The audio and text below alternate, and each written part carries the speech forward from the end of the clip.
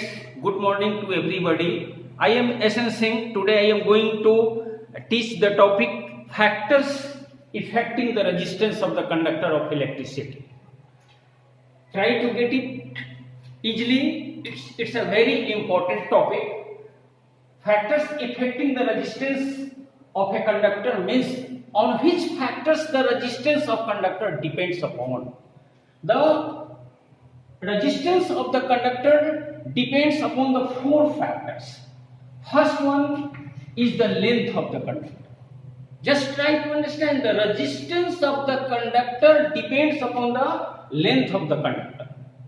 The resistance of the conductor depends upon the cross-sectional area of the conductor. The resistance of the conductor depends upon the temperature of the conductor. And the resistance of the conductor depends upon the nature of material of the conductor. Now we are going to discuss one by one each of them. At first I would like to explain length of the conductor. Explain the length of the conductor. The resistance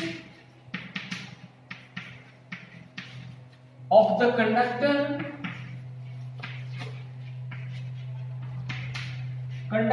is directly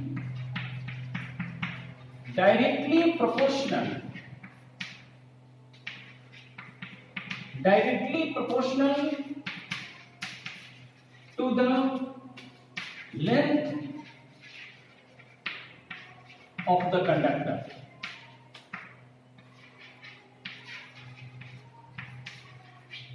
This can be written as R varies L. Just try to understand. R is the resistance of the conductor and L is the length of the conductor. Here, resistance of the conductor is directly proportional to length of the conductor. What does it mean? It means if you are going to increase the length of the conductor, the resistance will automatically increase. If you double the length of the conductor, the resistance will be doubled of the previous one. Just try to understand by other example. Take a conductor like this, and this conductor of length 1 meter. If it has 2 ohm resistance, just try to understand. This conductor of length 1 meter and the resistance of this conductor is 2 ohm. But if you are going to take the other conductor of the same material, of the same cross-sectional area, we are going to take other conductor of the same material, of the same cross-sectional area of the previous one. And if this will be 2 meter, the length of the same material like first one, if the length of this conductor is 2 meter, then we are going to double the length of the conductor. Then resistance will be automatically doubled. So this will be 4 ohm. Just try to understand, the students. At first we have taken a conductor. Let us say it's the conductor of copper of 1 meter, and its resistance is 2 ohm. Then we are going to double it.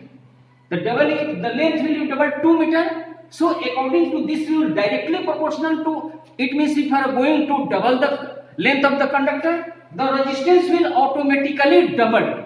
So the resistance of the second one will be 4 ohm. Though these two conductors having the same cross-sectional area, but if you are going to double the length of the conductor, then the resistance of the conductor automatically double. Just interestingly, if you are going to half the length of this conductor, if you are going to take half meter of this conductor, then the resistance of conductor will be automatically halved. It means if you are going to increase the length of the conductor, the resistance will increase. If you are going to decrease the length of the conductor, then resistance will decrease in the same proportion. So, students, I think you have no problem to getting first one topic. The resistance of the conductor also depends upon cross-sectional area. You know, this is the conductor. Just try to understand. Conductor, and this one is said to be cross-sectional area. In other words, cross-sectional area is also said to be the thickness of the conductor. So now we are going to talk about the factors affecting the resistance of the conductor, and second one is cross-sectional area.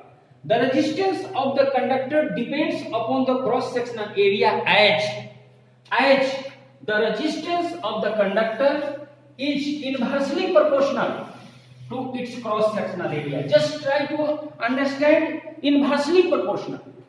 The resistance of the conductor is inversely proportional to its cross-sectional area.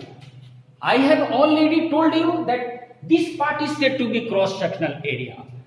It means if you are going to increase the area of the conductor, the resistance will automatically decrease.